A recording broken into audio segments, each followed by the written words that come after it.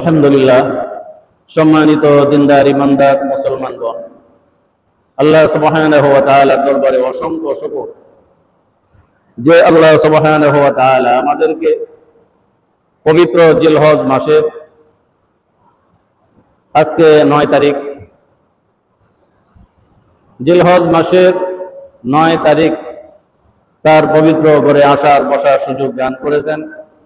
এই জন্য সেই মহান আল্লাহর দরবারে শুকর আদায় করছি, বলি আলহামদুলিল্লাহ। আজকে থেকেই তাকবীরে তাশরিক শুরু হয়েছে। আজকে থেকেই তাকবীরে তাশরিক শুরু হয়েছে, অর্থাৎ জিলহজের 9 তারিখ থেকে 13 তারিখ আসর পর্যন্ত, জিলহজের 9 তারিখ ফজর থেকে 13 তারিখ আসর পর্যন্ত তাকবীরে তাশরিক শুরু হয়েছে। অবশ্যই জুমার নামাজের পরেও সালাম ফেরানোর পরে তাকবীরে তাশরিক বলতে হবে। তো যাই হোক, আল্লাহ সুবহানাহু ওয়া তাআলার দরবারে আমরা আরো শুকর আদায় করছি, যিনি আমাদেরকে এই জিলহজ মাস পাওয়ার তৌফিক দান করেছেন। সামনেই ঈদুল আযহা অপেক্ষমান। এই ঈদুল আযহার আমাদের যে করণীয় কাজগুলি আছে, তার ভিতরে সবচেয়ে উত্তম উৎকৃষ্ট যে কাজ, সেটার নাম হচ্ছে কোরবানি করা, রক্ত প্রবাহিত করা। আল্লাহ সুবহানাহু ওয়া তাআলা এই রক্ত প্রবাহিত করা, কোরবানি করা, এটার মধ্যে বিশাল হিকমত রেখেছেন। এটার মধ্যে রহস্য আল্লাহ পাক রেখে দিয়েছেন, রহস্য আছে। আল্লাহ এমন কোন বিধান বান্দার উপরে নাজিল করেন নাই, জারি করেন নাই, যার মধ্যে হিকমত নাই, রহস্য নাই, বা বান্দার জন্য কোনো উপকারিতা নাই। এই কুরবানির দ্বারা মানুষের অনেক উপকার আছে এবং আল্লাহ পাকের কুদরতি কৌশল সেখানে আছে। মানুষের জন্য এই কুরবানির বিশাল সফলতার বস্তু হিসাবে আল্লাহ পাক সাব্যস্ত করেছেন, যদি তারা গ্রহণ করে সেইভাবে।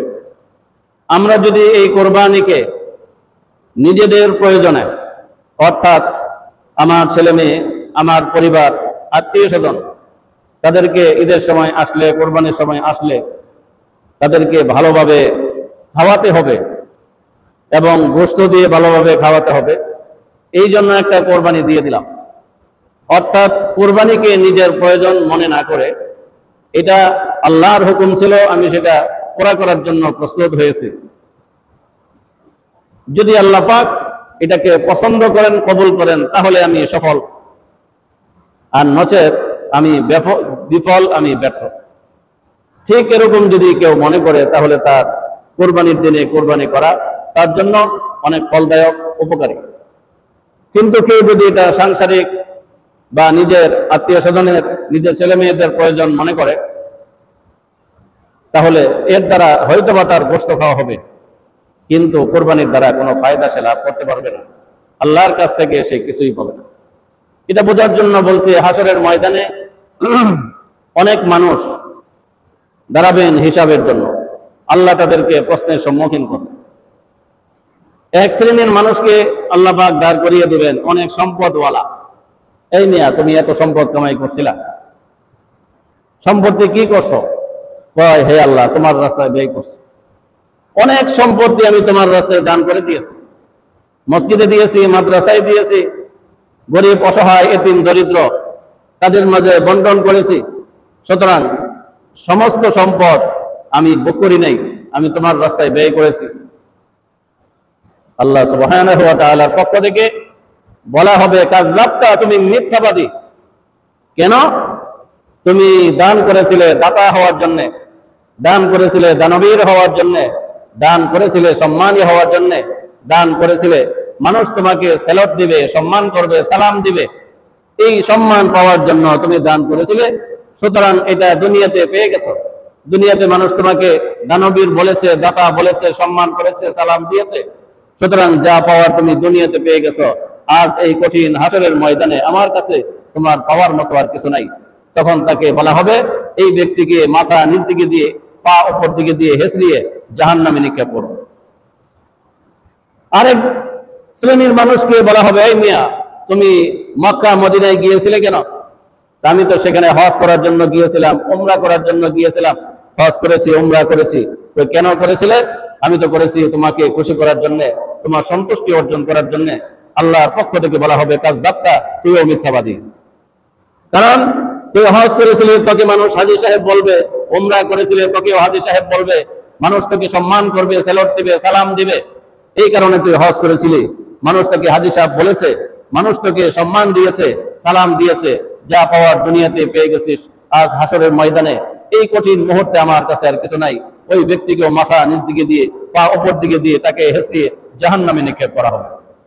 আরেক শ্রেণীর মানুষকে সেখানে বলা হবে, এই মিয়া, তুমি এলেম কালাম শিখেছিলে, আলেম হয়েছিল, কি কারণ, কি করেছো তুমি? আলেমকেও বলা হবে, সে বলবে, হে আল্লাহ, আমি এলেম শিখেছিলাম আর সেটা তোমাকে খুশি করার জন্যই, আর এলেম মানুষকে শিখিয়েছিলাম সেটাও তোমাকে খুশি করার জন্য। আল্লাহ তাকেও বলবেন কাযযাবতা, তুইও মিথ্যাবাদী। কারণ তুই নিজের পেট পূজা করার জন্য, নিজে দুনিয়াতে চলার জন্য তুই এলেম শিখেছিলি, আর সেই এলেমের মাধ্যমেই সারা জীবন তুই উপার্জন করেছিস। আমি আল্লাহর জন্য তুই করিস নাই, তোর নিজের জন্য করেছিস। সুতরাং তুইও মিথ্যাবাদী।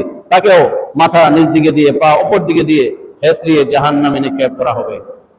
সুতরাং তাহলে বোঝা গেল, আপনি দুনিয়াতে যা কিছু করছেন সেটা যদি দুনিয়ার প্রয়োজনে করেন, নিজের প্রয়োজনে করেন, আপনার ছেলে মেয়ের প্রয়োজনে করেন, আত্মীয় স্বজনের প্রয়োজনে করেন, তাহলে বুঝতে হবে সেটা আপনার জন্য এই দুনিয়াতেই যতটুকু উপকার হওয়ার ততটুকু হয়ে গেছে। পরকালে আল্লাহর কাছে আপনি কিছুই পাবেন না।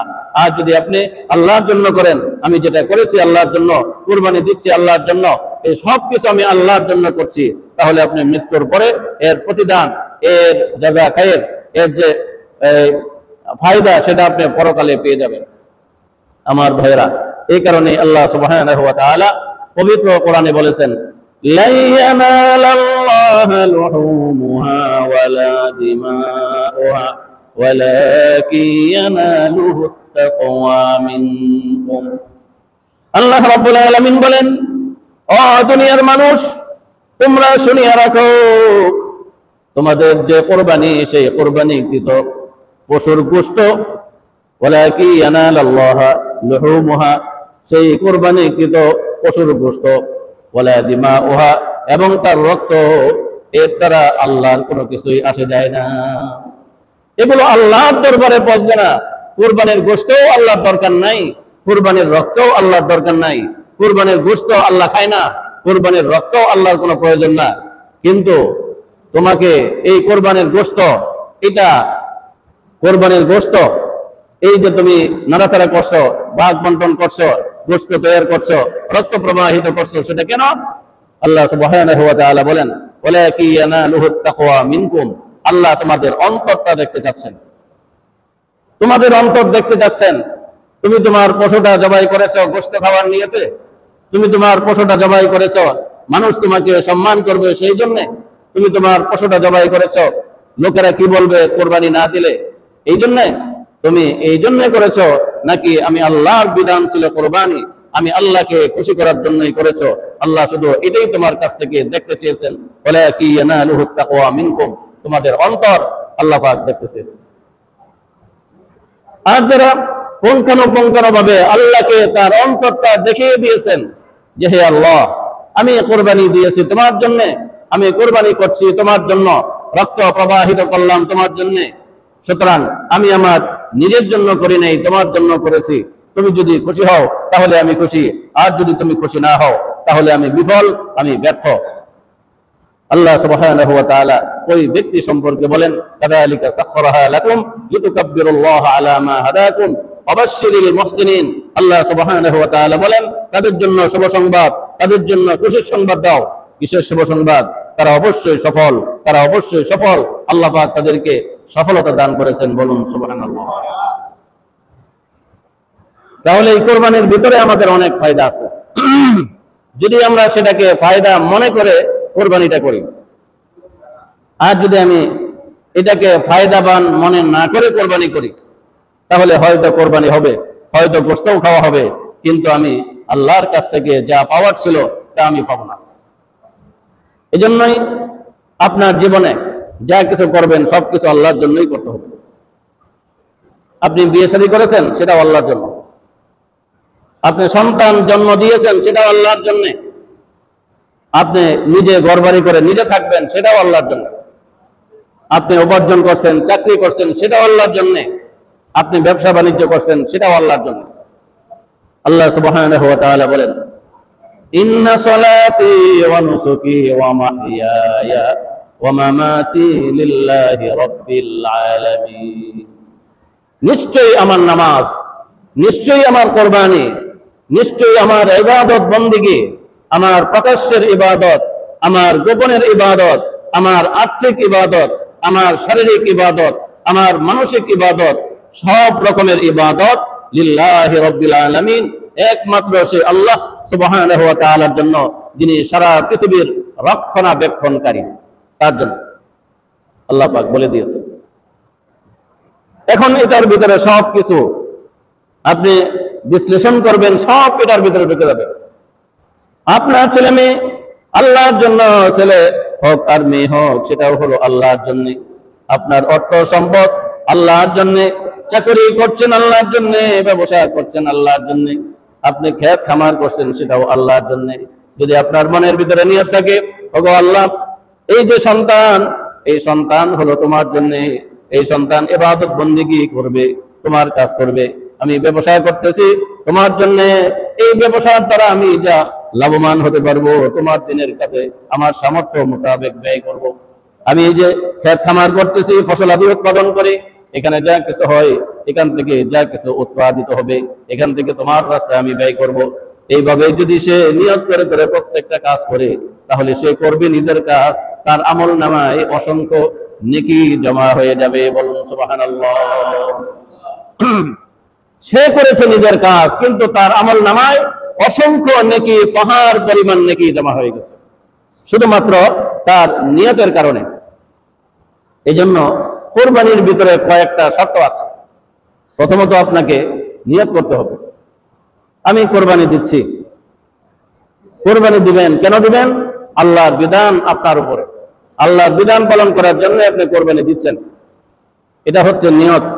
এরপরে কার জন্য কোরবানি করবেন? কোরবানি হবে আল্লাহর জন্য, আল্লাহর জন্য কোরবানি দিচ্ছি আমি। এরকম নিয়ত যদি আপনার ভিতরে থাকে, এরকম সংকল্প আপনি গ্রহণ করতে পারেন, আপনার মনটাকে ঠিক এইভাবে তৈরি করতে পারেন, আমি কোরবানি দিচ্ছি আল্লাহর বিধান, আল্লাহর জন্য, তাহলে আপনার কোরবানি সহিহ হয়ে যাবে।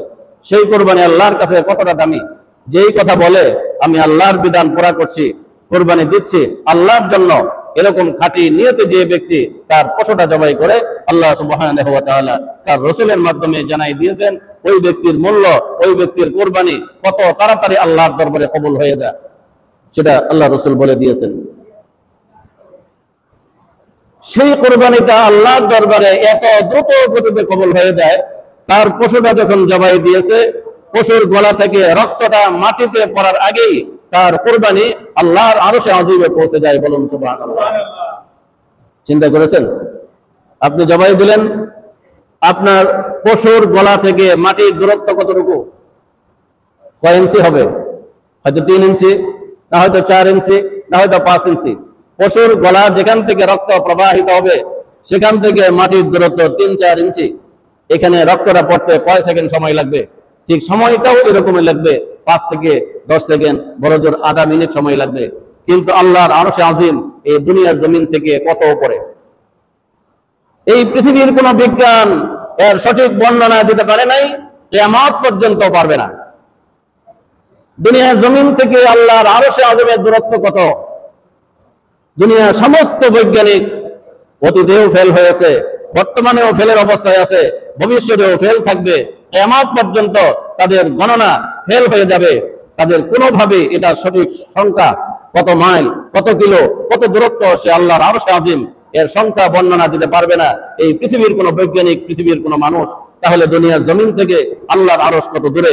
অথচ আপনার পশুর গলার সেই রক্ত প্রবাহিত হওয়ার স্থান থেকে মাটির দূরত্ব হলো 3 থেকে 4 ইঞ্চি, অথচ আল্লাহর আরশে আযম কত দূরে? এই রক্তটা মাটিতে পড়ার আগেই আপনার কোরবানি আল্লাহর দরবারে আরশে আযমে পৌঁছে যায়, অর্থাৎ কবুল হয়ে যায়। বলুন সুবহানাল্লাহ। এটাই হচ্ছে কোরবানি। আপনি যখনই নিয়ত কোরবানি দিয়েছেন, আমি আল্লাহর বিধান পালন করছি আল্লাহর জন্য, তাহলে আপনার কোরবানি এত দ্রুত আল্লাহর দরবারে কবুল হয়ে যাবে। আল্লাহর দরকার নাই কোরবানিকৃত পশুর চামড়াও আল্লাহর দরকার না, সেটার গোশত আল্লাহর দরকার না, সেটার রক্ত আল্লাহর দরকার না, কোনো কিছুই আল্লাহর দরকার না, সব কিছুই আপনার এবং আমার দরকার। কিন্তু আল্লাহ এত খুশি যে বান্দা আমার একটা হুকুম পুরা করেছে। এই জন্য ভাই, এই সুযোগটা আমাদের সামনে অপেক্ষা করছে। আমরা যারা কোরবানি দেওয়ার নিয়ত করেছি, অবশ্যই প্রথমত আমাদের নিয়তকে খালেস করে নিই যে আমরা কোরবানি দিব আল্লাহকে রাজি করার জন্য, আল্লাহকে খুশি করার জন্য, অন্য কোনো কারণে নয়।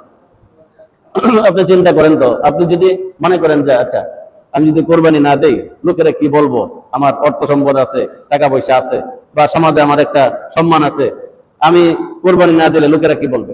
এখন এই যে লোকেরা কি বলবে এরকম ধারণা করে আপনি যে পশুটা কিনলেন, টাকা ছাড়া হয়েছে? কথা বলেন একটু। টাকা ছাড়া কিনতে পেরেছেন? কিনতে পারেন নাই। পশু কিনতে আপনার সময় দিতে হয় নাই, হয়তো আপনি নিজে দিয়েছেন, না হয়তো ছেলে মেয়ে, না হয়তো আত্মীয় স্বজন, আপনি তাদেরকে পাঠিয়েছেন সেটা কেনার জন্য, সময়টাও ব্যয় করতে হয়েছে আপনার, টাকাও গিয়েছে আপনার।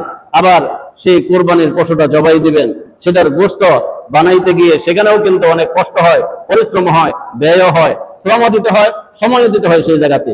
আচ্ছা, আপনার টাকাও গিয়েছে, সময়ও গিয়েছে, কষ্ট পরিশ্রমও গিয়েছে, কিন্তু এতটুকু ব্যয় করার পরেও আপনার শেষ পর্যন্ত ফলাফলটা কি? শেষ পর্যন্ত ফলাফল হচ্ছে জিরো। ফলাফল কি ভাই? জিরো। আর যদি খালি এই মনটাকে প্রস্তুত করার জন্য 1,00,000 টাকা লাগে না, 1,000 টাকাও লাগে না, 100 টাকাও লাগে না, 1 টাকাও লাগে না, 1 পয়সাও লাগে না, আপনি শুধু মনে মনে নিয়ত করবেন আমি আল্লাহর বিধান কোরবানি আদায় করছি আল্লাহর সন্তুষ্টির জন্য। শুধু আপনি মনে মনে মনটাকে পরিষ্কার করে নেবেন, আপনি কোরবানি দেওয়ার সাথে সাথে আপনার কোরবানি আল্লাহর দরবারে কবুল হয়ে যাবে। লক্ষ লক্ষ নয়, কোটি কোটি নেকি আপনার আমল নামায় পৌঁছে যাবে।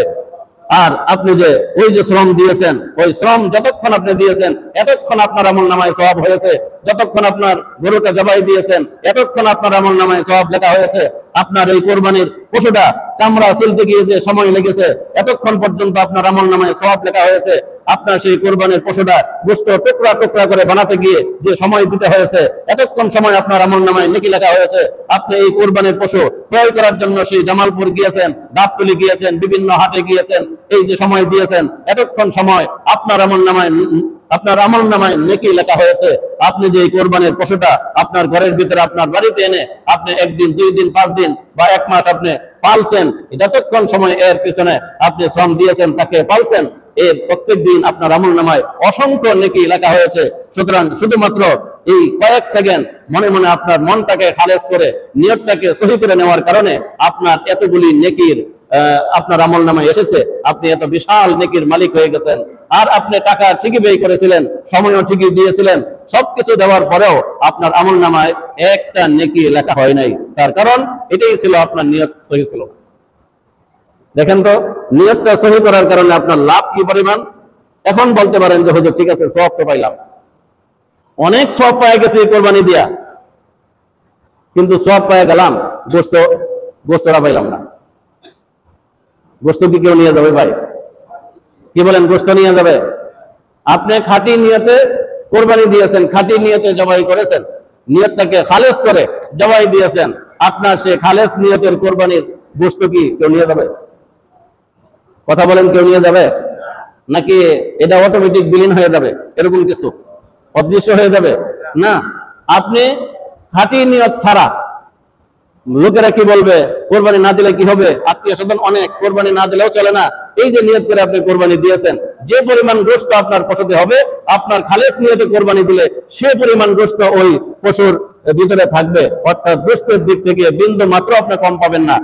আবার এমন নেকি পাইলেন যে নেকির সংখ্যা বর্ণনা করা সম্ভব নয়, এত বিশাল নেকি বা সওয়াবের মালিকও হয়ে গেল, আল্লাহর কাছে প্রিয় হয়ে গেলেন আপনি। এই জন্য ভাই, খালেজ নিয়তে কোরবানি দিতে হবে, এটা হচ্ছে প্রথম শর্ত। এরপরে দ্বিতীয় নাম্বার, আপনি যে কোরবানি দিবেন খালেজ নিয়তে দিয়েছেন, এতে কোনো সন্দেহ নাই। কিন্তু কোরবানি দেওয়ার পরেও অনেক সময় মানুষের নিয়তের মধ্যে গরমিল হয়ে যায়। কি বলেন, হয় না? নিয়তের মধ্যে গরমিল হয়। কোরবানি দেওয়ার পরেও নিয়তের মধ্যে গরমিল করা যাবে না। একজনের টাকা পয়সা ব্যয় করে হজ করার জন্য বাইতুল্লাহ গিয়েছে, যাওয়ার পরে বলতেছে দূর এতগুলি টাকা ব্যয় করে বাইতুল্লাহ আসলাম হুদাহুদ, অথচ অনেক আবেগ নিয়ে টাকা পয়সা ব্যয় করে সে বাইতুল্লাহ গিয়েছে হজ করার জন্য। সেখানে যাওয়ার পরে তার সে বলতেছে দু একদিন যখন গেছে হজের কাজকর্ম প্রায় শেষের দিকে, তখন বলতেছে দূর হুদাই এতগুলি টাকা পয়সা খরচ করলাম, এই টাকাগুলো একবারে বৃথা গেল, জলে গেল, কি দরকার ছিল? এইখানে এত দূরে ঘুরতে আসলাম, তার সাথে আমার দেশে কত সুন্দর জায়গা, সেই সমুদ্র সৈকতে যদি যাইতাম তাহলে সেখানে তো অনেক ভালো ভালো জায়গা আছে, ওগুলি দেখে আসতাম। নাহলে সুন্দরবন চলে যেতাম, বান্দরবন চলে যেতাম, বিভিন্ন জায়গা ঘুরে ফেরাতে তো অনেক ভালো ভালো জিনিসগুলি দেখতে পারতাম। আচ্ছা, এই লোকটা ওখানে যাওয়ার পরে, যাওয়ার আগে তার নিয়ত ঠিক ছিল, কিন্তু যখন সে ওখানে চলে গেল হজের কাজ প্রায় শেষের দিকে, তখন তার নিয়তের মধ্যে গরমিল। এখন বলেন তো দেখি তার হজ কি কবুল হবে নাকি হবে না? তার হজ কবুল হবে না। কারণ হইল সে তার নিয়তকে পাল্টিয়ে ফেলেছে, আল্লাহ তার সিদ্ধান্ত পাল্টিয়ে দিয়েছেন। আপনি যখন আপনার নিয়তকে পাল্টিয়ে ফেলবেন, আল্লাহ তার সিদ্ধান্তকে উল্টে দিবেন। এই জন্য ভাই, কুরবানি জবাই করার পরেও আপনার কিছু কাজ আছে, নিয়ত পাল্টানো যাবে না। কোরবানি দিছি তো দিছি, এই কোরবানির গোশত একেবারে সবকিছু শেষ না করা পর্যন্ত আমার নিয়ত এটাই, আমি আল্লাহর জন্য দিয়েছি। কিন্তু গোশত বন্টন করার বেলায় ওই সময় দেখা যায় মানুষের ভিতরে একটা বিশাল জজবা তৈরি হয়ে যায়। জজবাটা কি? গোশত দেওয়া যাবে না, গোশত আমারই লাগবে। আপনার যদি প্রয়োজন থাকে আপনি গোশত খান, কোনো সমস্যা নেই, কিন্তু আপনার আশপাশে যে সমস্ত গরিব মানুষ আছে তাদের প্রতিও একটু নজর রাখেন, তাদেরকে দেন। যারা কোরবানি দিতে পারে নাই তাদের মাঝে গোশত বিতরণ করেন, বন্টন করেন, তাদেরকে দেন, আল্লাহ খুশি হবে। আপনার সামর্থ্য আছে গোশত কিনে খাওয়ার মতো, কোরবানি ছাড়াও সারা বছরে আপনি 10 কেজি গোশত, 5 কেজি গোশত কিনে খাওয়ার সামর্থ্য আপনার আছে। এরকম আরো 5 জন আছে যা সারা বছরে আধা কেজি গরুর গোশত কিনে খাওয়ার সামর্থ্য তার নাই, বা সামর্থ্য হয় না সারা বছরে। এরকম আছে না? গোশত খাওয়ার লোভ কার ভিতরে নাই? অধিকাংশ মানুষের ভিতরে গরু গোশত খাওয়ার একটা লোভ আছে, চাহিদা আছে। যে অসুস্থ, খেতে পারে না, তারও মনে চায় একটু গরু গোশত খেলে ভালো লাগে, কিন্তু সে অসুস্থ, ডাক্তারে নিষেধ করে দিচ্ছে, কিন্তু তার মনে টানে ঠিকই গরুর গোশতটা এরকম একটা জিনিস। কিন্তু অনেকের ইচ্ছা থাকলেও টাকা পয়সা জোগাতে পারে না, বিদায় সে খেতে পারে না। আপনি যদি এরকম মানুষটাকে 2 কেজি 5 কেজি গোশত দেন, তাহলে কিন্তু সে অনেক খুশি হয়ে যাবে। আল্লাহ সুবহানাহু ওয়া তাআলা বলেন, ও দুনিয়ার মানুষ, শুনিয়া রাখো, তোমরা যদি আমার কোন বান্দাকে, আমার কোন ইমানদার মুমিনকে খুশি করো, আমার কোন ইমানদার মুমিনকে তুমি যদি খুশি করো, তাহলে শুনিয়া রাখো তুমি একজন ইমানদার মুমিনকে খুশি করলা, আর এর বিনিময়ে আমার আরশে আজিম সাথে সাথে খুশি হয়ে যায়। একজন ইমানদার মানুষকে আপনি খুশি করেছেন, আর আল্লাহর রহমতের দরিয়ার মধ্যে সেখানে ঢেউ খেলতে থাকে আনন্দে, আল্লাহর আরশে আজিম খুশি হয়ে যায়। তার মানে কি আল্লাহ বেজার থাকে? না না, সাথে সাথে আল্লাহ নিজেও খুশি হয়ে যায়। আল্লাহ পাক ওই ব্যক্তিকে তার জিন্দেগীর গুনাহ মাফ করে দেয়। বলুন সুবহানাল্লাহ। যে ব্যক্তি অপর মুসলমানকে খুশি করেছে। এই জন্য ভাই, কোরবানি তো দিবেন, এটা গরিব অসহায় যারা আছে তাদেরকে আপনার কোরবানির পশুর ভিতরে শরীক করে নেবেন, যে আমি তারা 1 কেজি 2 কেজি 5 কেজি গোশত দিব, আমার প্রতিবেশী যারা আছে তাদেরকে দিয়ে খাবো, কারণ আমি কোরবানির গোশত ছাড়াও অন্য সময় গোশত কিনে খাওয়ার সামর্থ্য আমার আছে। আচ্ছা, গেল এটা। এর পরবর্তী কোরবানির যে চামড়া থাকে, চামড়া, পশুর যে চামড়াটা, এই চামড়াটা আপনি কি করবেন? এই চামড়া আপনি ইচ্ছা করলে আপনি চামড়া শুকায়া যদি কোনো কিছু বানাতে চান আপনি নিজে, তাহলে সেটা বানাইতে পারবেন, কোনো নিষেধ নেই। আপনি নিজে এটাকে প্রসেসিং করে আপনি যদি কোনো কিছু বানাতে চান, তাহলে আপনি সেই চামড়া দিয়ে কোনো কিছু বানিয়ে আপনি ব্যবহার করতে পারবেন, যিনি কোরবানি দিয়েছেন উনি। কিন্তু যদি এটাকে বিক্রি করেন, বিক্রি করলে এর মূল্য আপনি গ্রহণ করতে পারবেন না। বিষয় 2 রকম। যদি কোরবানির চামড়াটা আপনি এটাকে প্রসেসিং করে, এটাকে মালামাত করে, অর্থাৎ এটার পিছনে যে শ্রম দিতে হয় সেটা দিয়ে আপনি কোনো কিছু বানিয়ে ব্যবহার করলে আপনার জন্য জায়েজ আছে। কিন্তু চামড়া বিক্রি করে দিলে ওটার টাকা আপনি ভোগ করা, আল্লাহ আপনাকে এটা জায়েজ করে নেই। সেই টাকার হক হলো গরিব অসহায় মানুষের। যদি কোরবানির পশুর চামড়া বিক্রি করে দেন, তাহলে এর টাকা অবশ্যই কোনো গরিব, এতিম, অসহায়, দরিদ্র মানুষের মাঝে বিতরণ করে দিবেন, তাদেরকে দিয়ে দিবেন। আর যদি কোনো এতিমখানা থাকে, সেই এতিমখানাতেও দিয়ে দিতে পারেন। সেখানে অনেক এতিম, অসহায় মানুষ সেখানে থাকে, খায়, তো ওখানে দিয়ে দিলে আপনি অনেক বেশি সওয়াব পাবেন। এরপর আরেকটা বিষয় যেটা সমাজে অনেক প্রচলিত আছে, কিন্তু সেই জন্য কি আমাদের কিছু কিছু মাসালা, এগুলি কি আজীবন এই যে নিচে পড়ে আছে, নিচেই পড়ে থাকবে, নাকি মাসালা আমাদের জানার দরকার আছে? কি বলেন আপনারা? মাসালাগুলো আমাদের জানার দরকার আছে না? হয়তো বা পালন করতে পারে। নামাজ না পড়লে গুনাহ হয়, এই মাসলা কে কে জানে না? এমন কোন মানুষ আছে যে নামাজ পড়লে গুনাহ হয় না? নামাজ না পড়লে গুনাহ হয় না, এই মাসালাটা জানে না এমন কোন মানুষ কি সমাজে পাওয়া যাবে? এমনকি মুসলমান না, বিধর্মী, সেও জানে মুসলমানরা যদি নামাজ না পড়ে তাহলে গুনাহ হয়, এটা কিন্তু তারাও জানে। তাহলে এই মাসালাটা আপনাদের তো জানা আছে। ঠিক এরকম প্রত্যেকটা বিষয়ের উপরে মাসালা আমাদের অন্তত জানার দরকার। আমরা জানি কিন্তু তারপরে মানতে পারি না, এটা হলো আমার ব্যর্থতা। আমি নামাজ পড়তে পারি না, এটা আমার ব্যর্থতা। মাসালা তো জানি, নামাজ না পড়লে গুনাহ হয়। সমাজের ভিতরে একটা প্রচলিত প্রথা জারি আছে, হয়তো অনেক সমাজেই আছে। সেটা কি? আপনি যে কোরবানি দিয়েছেন, কোরবানি দেওয়ার পরে আপনার পশুর সেই গোশতটা 3 ভাগে ভাগ করেছেন। কয় ভাগে ভাগ করছেন? একবারে সমান ভাগে ভাগ করেছেন। আপনি এক ভাগ আপনি সমাজের কাছে দিয়ে আসছেন, সমাজকে দিয়ে আসছেন। উদ্দেশ্য কি? এই সমাজে যারা কোরবানি দিতে পারে নাই বা সমাজে যারা আছে তাদের মাঝে, সমাজের নেতৃত্ব স্থানীয় যারা সমাজ পরিচালনা করে, তাদের দায়িত্বে তাদের মাঝে গোশতটা বন্টন করে দিবে, এটা আপনি দিয়ে আসছেন সেখানে। কিন্তু এখানে মাসালাটা আমরা অনেকেই জানি না। গোশত দেওয়ার পরে সেখান থেকে আমি যে কোরবানি দিয়েছি আমি সামর্থ্যবান। আবার অনেকেই আছে মান্নতের কোরবানি দেয়, মান্নত ছিল অমুক কাজটা হইলে একটা কোরবানি দিব, ছেলেটা ভালো হলে, অসুস্থ ছিল, ভালো হলে একটা কোরবানি দিব, বা বাবা ছিল ওসিয়ত করে গেছে যে যদি আমি হায়াতে বের না পাই কোরবানিটা দিয়ে দিও। বাবার ওসিয়ত ছিল, এখন বাবা চলে গেছে, ওসিয়তটা তো তার পালন করতে হবে, তার উপরে ওয়াজিব, সে ওসিয়তের কোরবানিও থাকে। এরকম বিভিন্ন মান্নত বা ওসিয়তের, বা অনেকে আবার সদকা করে যে যদি আমার ছেলে হয় তাহলে একটা কোরবানি দিব, অর্থাৎ এটা একটা সদকা, ছেলে হলে কোরবানি দিব, ছেলে হয়েছে সে কোরবানিও দিচ্ছে। এরকম অনেকের সদকা কোরবানি আছে, অনেকের মান্নতের কোরবানি আছে, অনেকের ওসিয়ত করার কোরবানি আছে।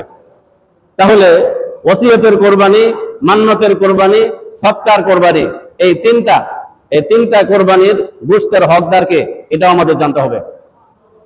আপনি সাধারণভাবেই কোরবানি দেওয়ার মতো উপযুক্ত ব্যক্তি, যেহেতু আপনার কাছে কোরবানির সময় কোরবানি দেওয়ার, পশু কেনার মতো টাকা পয়সা ছিল, এই কারণে আপনি সাধারণভাবেই আপনি যুক্ত হয়েছেন, আপনার উপরে কোরবানি ওয়াজিব।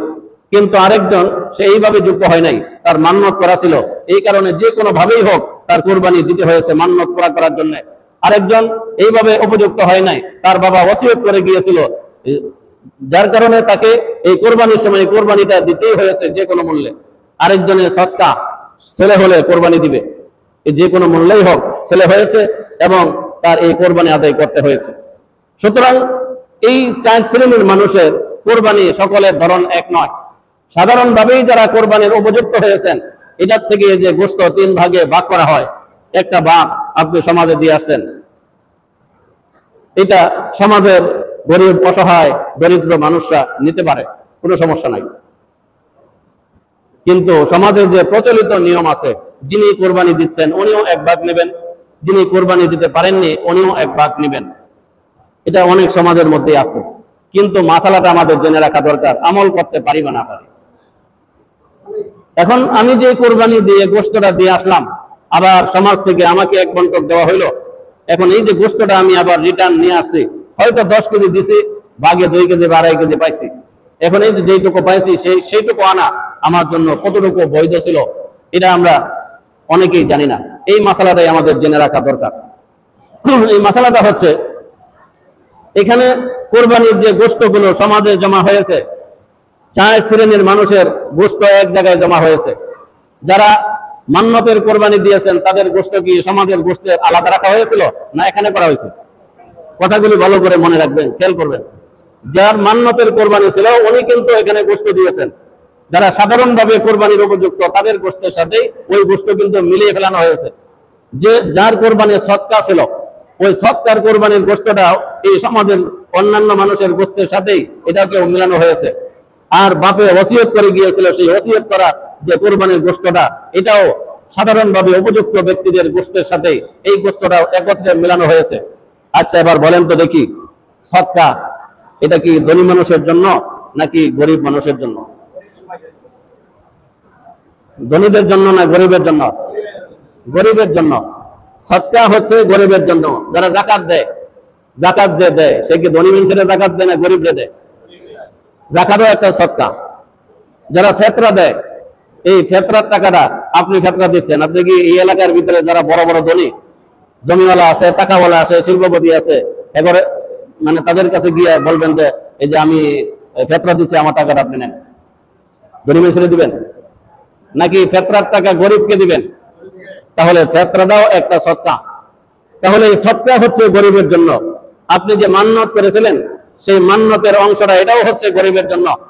তাহলে এই মান্নতের কোরবানিও সমাজের ওই গোষ্ঠের মধ্যে আছে, সদকার কোরবানির গোষ্ঠটাও সমাজের সেই গোষ্ঠের মধ্যে আছে, এবং বাপের ওসিয়ত করা সেই কোরবানির গোষ্ঠটাও সেই সমাজের গোষ্ঠের মধ্যে আছে। তাহলে সেই জায়গা যখন একত্রে মিক্স হলো, সেখান থেকে একটা অংশ যিনি ধনী কোরবানি দিয়েছেন, সামর্থ্যবান ছিলেন, তার ঘরেও একটা অংশ ওই জায়গা থেকে গেল। সৎকার গোশত তার ঘরে গিয়েছে, মান্নতের গোশতটাও তার ঘরে গিয়েছে, বাপের ওসিয়ত করা সেই গোশতটাও ওই ধনী ব্যক্তির ঘরে গিয়েছে, কারণ সমাজের একটা অংশ তার ঘরে চলে গেছে। সুতরাং এই ব্যক্তিদের গোশতের একটা অংশ তার ঘরে গিয়েছে। কি বলেন ভাই, গেছে কি যায় না? তাহলে আপনি তো নির্দ্বিধায় গরিবের হক খাচ্ছেন, সদকা খাচ্ছেন, মান্নত খাচ্ছেন, আপনি ওসিয়ত করা সেটা খাচ্ছেন, যেটা একান্তই গরিবের হক ছিল, আপনার জন্য ছিল না, সেটা কিন্তু আপনি অটোমেটিক খেয়ে নিচ্ছেন। এই গেল প্রথম কথা। দ্বিতীয় নাম্বার কথা হলো, আপনি যে কোরবানি দেওয়ার পরে গোশতটা সমাজকে দিয়ে আসছিলেন, সেটা কি জন্য দিয়েছিলেন? আপনি 3 ভাগ করে, 1 ভাগ নিজের জন্য, আরেক ভাগ আত্মীয় স্বজনের জন্য, আরেক ভাগ গরিব অসহায় মানুষের জন্য। এটাই তো সাধারণভাবে এইভাবেই তো ভাগ করা হয় নাকি? এখন আপনি সমাজে যখন দিয়ে আসেন তখন কি এরকম নিয়তে দিয়ে আসেন না যে সমাজে যারা কোরবানি দিতে পারে না, গরিব, তারা সবাই যেন পায়, এরকম নিয়তে সমাজের গোশতটা দিয়ে আসে। আর সমাজের মানুষ আপনার পক্ষ থেকে আপনার কাজটা করে দিয়েছে, আপনাদের শুকরিয়া আদায় করা উচিত যে সমাজের লোকেরা যারা নেতৃত্ব দেয় তারা আপনার পক্ষ থেকে আপনার গোশতটা প্রত্যেক গরিব মানুষের বাড়িতে পৌঁছে দিয়েছে, পৌঁছে দেওয়ার ব্যবস্থা করে দিয়েছে। তারা আপনার জন্য অনেক বিশাল বড় একটা কাজ করে দিয়েছে, সে যে কাজটা আপনার করা উচিত ছিল। আপনার প্রত্যেকের বাড়িতে গিয়ে গোশতটা পৌঁছে দেওয়া উচিত ছিল, কিন্তু সেই কাজটা সমাজের লোকেরা করে দিয়েছে আপনার পক্ষ থেকে। এখন আপনি গোশতটা দিয়ে আসলেন, তারপরে যখন আপনার ওই সমাজ থেকে একটা অংশ আপনার বাড়িতে চলে আসলো, তাহলে এটা কি হলো? এবার বলেন তো দেখি, আপনারা মন খারাপ করেন না বা মনে কষ্ট নেবেন না। কেউ যদি মুখের থেকে থুতু ফেলে দেয়, থুতুটা ফেলে দিয়েছে, সেটা পরিমাণে যত বড়ই হোক, মনে করেন হাতের মুঠোয় নিলে 1 মুঠ হবে, ধরে নেন হাতের মুঠোয় নিলে তার মুখের লালাটা, মুখের থুতুটা 1 মুঠ হবে। এখন সেই থুতুটা ফেলে দেওয়ার পরে আবার সেখান থেকে মনে করেন যতটুকু দিয়েছে তার থেকে কিছু অংশ আবার জিহ্বা দিয়ে মাটির থেকে উঠে এসে খাবে কেউ কি খাবে? কি বলেন, কেউ কি খাবে? আপনার থুতু মুখের থেকে ফেলে দিয়েছেন, মাটিতে পড়ে গেছে, সেটা পরিমাণে যত বেশি হোক, সেখান থেকে কিছু অংশ আপনি কি আবার জিহ্বা দিয়ে সেখান থেকে উঠে আসে থুতুটা আপনি খাবেন? একজন বিবেকবান ব্যক্তি, সুস্থ মস্তিষ্কওয়ালা, সে কি সেখান থেকে আবার সেই থুতুটা খাবে? কখনোই খাবে না। যদি তার মাথা নষ্ট হয়ে না থাকে, যদি সে পাগল হয়ে না থাকে, একজন সুস্থ মস্তিষ্কের মানুষ কখনোই থুতু ফেলে দেওয়ার পরে আর সেখান থেকে থুতু উঠিয়ে খাবে না। এটা আপনার মাথায় আমি একটু দোষ দিয়ে রাখলাম। আল্লাহ রসুল কি বলেছেন? হাদিস, ফতোয়ায়ে শামি, ফতোয়ায়ে রহিমিয়া, 2টা ফতোয়ার কিতাবের মধ্যে লেখা হয়েছে, এই ব্যাপারে ফতোয়া দেওয়া হয়েছে। সারা বিশ্বের সমস্ত মুফতিরা এই ব্যাপারে একমত। সারা বিশ্বের যত মুফতি আছে সমস্ত মুফতিরা এই ব্যাপারে একমত, যেটা ফতোয়ায়ে রহিমিয়া আর ফতোয়ায়ে শামি, উল্লেখযোগ্য 2টা ফতোয়ার কিতাবের মধ্যে ফতোয়া আকারে ফতোয়া দেওয়া হয়েছে, যা সারা বিশ্বের সমস্ত আলেম উলামা, পীর, বুজুর্গ, মুফতি সবাই এই ব্যাপারে একমত। আল্লাহ রাসূল একটা হাদিস বর্ণনা করে গিয়েছেন। সেই হাদিসটা কি? যে যে ব্যক্তি কোরবানি দেওয়ার পরে তার গোশতটা যখন সমাজে দিয়ে দিয়েছে, অর্থাৎ এটা অবশ্যই এই নিয়তে সে দিয়েছিল, এই সমাজে তারা এই কোরবানি দিতে পারে নাই, গরিব অসহায় যারা কোরবানি দিতে পারে নাই তাদের উদ্দেশ্যে সে দিয়ে আসছিল। যদি এরকম দেওয়ার পরে সে যদি আবার ওখান থেকে কিছু অংশ নিয়ে আসে, আল্লাহ রসুল বলেছেন একটা কুকুর সে ভালো করে খেয়েছে, খাওয়ার পরে যখন সেই কুকুরটা বমি করে দিয়েছে, বমি করা যে জায়গার মধ্যে তার বমিটা পড়েছে, আবার সেখান থেকে তার নিজের বমি করা বমির কিছু অংশ নিজেই আবার খেয়ে নিয়েছে। ঠিক কুকুর যেরকম এটা তার জন্য একটা অন্যায় কাজ হয়েছে, নিজেই বমি করছে, বমি করার পরে এটা মাটিতে পড়ছে, আবার সেখান থেকে তার নিজের বমিটাই আবার কিছু সে খেয়ে নিয়েছে। তাহলে এটা কেমন কাজ হয়েছে? কি বলেন, কেমন কাজ হয়েছে এটা? এটা কেমন জঘন্য কথা বলেন একটু। এটা কেমন কাজ হয়েছে? ভালো কাজ হয়েছে না খারাপ হয়েছে? আর বমিটা ভালো না খারাপ? উদাহরণটা কি দিয়েছে তাকে চিন্তা করেছেন? আবার যে পশুর উদাহরণ দেওয়া হয়েছে সেটাও একটা নিকৃষ্ট পশু। একটা নিকৃষ্ট পশুর সাথে আল্লাহ রসুল উদাহরণ দিয়েছেন। কুকুর যদি বমি করে দেয়, আবার তার নিজের বমি করা অংশ থেকে আবার নিজে আবার কিছু খেয়ে নেয়, হয়তো ধরেন 1 প্লেটের মতো হবে সে বমি করছে, সেখান থেকে 10 ভাগ করে 1 ভাগ বমির অংশ আবার নিজেই খেয়ে নিয়েছে। এটা তো কুকুরে করেছে, এই কাজ কি কোনোদিন মানুষে করবে? বমি করার পরে তার বমির অংশ আবার সে খাবে? কোনোদিন কি সে খাবে? আল্লাহ রসুল সাল্লাল্লাহু আলাইহি ওয়াসাল্লাম বলেছেন, যে ব্যক্তি দেওয়ার পরে আবার সেখান থেকে সে কিছু অংশ নিয়ে আসে, তাহলে সেই কুকুরের মতো, যে কুকুরটা বমি করার পরে আবার সেখান থেকে তার নিজের বমিটাই কিছু অংশ খেয়ে নিয়েছে। কুকুর যেমন কাজ করেছে, একজন ব্যক্তি দেওয়ার পরে আবার সেখান থেকে যখন নিয়ে এসেছে, সেও তেমনই কাজ করেছে। এবার এটা বোঝা আপনাদের বিষয়, পালন করা আপনাদের বিষয়, না বোঝাও আপনাদের বিষয়, পালন না করাও আপনাদের বিষয়। মাসালাটা আপনাদের সামনে উপস্থাপন করা, আপনাদের এই জানিয়ে দেওয়া, এটা একজন ইমাম হিসাবে, একজন খতিব হিসাবে আমার দায়িত্ব ছিল। তাই আমি আপনাদেরকে জানিয়ে দিলাম, বলে দিলাম, যারা কোরবানি দেন, কোরবানি দেওয়ার পরে 3 ভাগের 1 ভাগ যখন সমাজে দিয়ে আসেন, সেখান থেকে আবার আপনার ঘরে কিছু গোশত যখন চলে আসে, সেটা আল্লাহ রসুলের যে হাদিসের মধ্যে যা বলেছে, কিছু গোশত নিয়ে আসা মানে ওই যে কুকুর বমি করার পরে তার বমি নিজে আবার কিছু অংশ খেয়ে ফেলা, যেরকম কাজ সমাজের ভিতরে গোশত 3 ভাগের 1 ভাগ দিয়ে দেওয়ার পরে সেখান থেকে আবার কিছু আপনার ঘরে নিয়ে আসা, ঠিক সেরকম কাজ মুখের থেকে থুতু ফেলে দিয়ে আবার সেখান থেকে কিছু থুতু আপনার জিহ্বা দিয়ে চেটে আবার আপনি খেয়ে ফেললে যেরকম কাজ, ঠিক সমাজের ভিতরে গোশত 1 ভাগ দিয়ে দেওয়ার পরে আবার সেখান থেকে কিছু গোশত আবার নিয়ে আপনার ঘরে নিয়ে আসা, ঠিক সেরকম কাজ। একটা কথাও বানিয়ে বলছি না, আল্লাহ রসুলের হাদিস বলছি এবং ফতোয়ার কিতাবের নাম সহ বলে দিয়েছি। এই জন্যই বলেছি যাতে এই বিষয়টা আপনাদের বোধগম্য হয়, আপনাদের মাথায় যাতে কেস করে এই বিষয়টা যাতে আপনারা ভালোভাবে বুঝতে পারেন। আমল করা না করা সেটা হলো আপনাদের বিষয়, কিন্তু জানিয়ে দেওয়ার দায়িত্ব আমার ছিল, এটা আমি আপনাদেরকে জানিয়ে দিলাম। এই মাসালা আমি ঢাকায় যখন খুতবা দিতাম খিল খেতে, সেখানে এরকম ছিল, সমাজে সবাই নিত। যখন এই মাসালা বলছি তখন ওই সমাজে এটা বন্ধ, যারা কোরবানি দেয় তারা নেয় না। এই যে কোনাবাড়িতে ছিলাম, এখানে এরকম ছিল, যখন এই মাসালা বলা হলো তখন তাদের মাথায় এটা কেস করছে, আসলে কথা ঠিক। এখন যারা কোরবানি দেয় তারা ওই সমাজ থেকে রিটার্ন আর গোশত নেয় না, যারা একান্ত প্রাপ্য সমাজে যারা কোরবানি দিতে পারে না তারাই সেখান থেকে সেই গোশতটা পায়। তো যাই হোক, আল্লাহ সুবহানাহু ওয়া তাআলা আমাদেরকে মাসালা সঠিকভাবে বুঝার, আমল করার তৌফিক দান করেন। সকলেই বলি আমিন। আমার ভাই 1 মিনিট সময় দিচ্ছি আপনাদেরকে, যদি সাথে করে কেউ কিছু নিয়ে এসে থাকেন তাহলে আল্লাহ রাসূল দিতে নামাজের সময়। আচ্ছা, আব্দুল গফুর সাহেব, আসগর আলী সাহেবের ছেলে, 200 টাকা দেওয়ার কথা ছিল, দিয়ে দিয়েছেন, আলহামদুলিল্লাহ। আল্লাহ তার এই দানকে কবুল করেন, মনের আশা বাসনা পূরণ করেন। আরেকটা বিষয়, যেটা আগামীকালকে ঈদ উল আজহা, তো ঈদ উল আজহার যে জামাতটা, যেহেতু জামাতের পরে একটু দাঁড়াও, জামাতের পরে আপনাদের কোরবানির পশু জবাই দিতে হবে, এটা চামড়া কষাইতে হবে, গোশত বানাইতে হবে, তারপরে আবার এটার থেকে কিছু অংশ পাক করে আপনারা ভক্ষণ করবেন। এখানে অনেক সময়ের ব্যাপার, সেই জন্য অনেক জায়গাতে আমি খোঁজ দিয়েছি, ঈদের জামাত 7টা, 7:30, যেখানে 2 জামাত হয় সেখানে হয়তো বা 7টা, 8টা, 7:30, 8:30 এরকম 2 জামাত, যেখানে প্রথম জামাত 7টায়, দ্বিতীয় জামাত 8টায়। কোনো জায়গাতে প্রথম জামাত 7:30টায়, দ্বিতীয় জামাত 8:30টায়। যেহেতু আমাদের এখানে এক জামাতেরই মানুষ, দ্বিতীয় জামাত হয় না, এক জামাতেই আমরা পড়ে থাকি, সেই হিসাবে এখানে জামাত কয়টাই হতে পারে, 7টায় না 7:15টায় না 7:30টায়, এটা আপনারা একটু এই ব্যাপারে একটু পরামর্শ দিলে ভালো হয় আর কি। কারণ 7:30। আচ্ছা, আমাদের সভাপতি সাহেব বলছেন 7:30। এখন আপনারা যদি 7:30 সম্মত থাকেন তাহলে একটা হাত মিলিয়ে দেখাইতে পারেন। হাত মিলিয়ে দেখাইলাম বুঝতে পারবেন।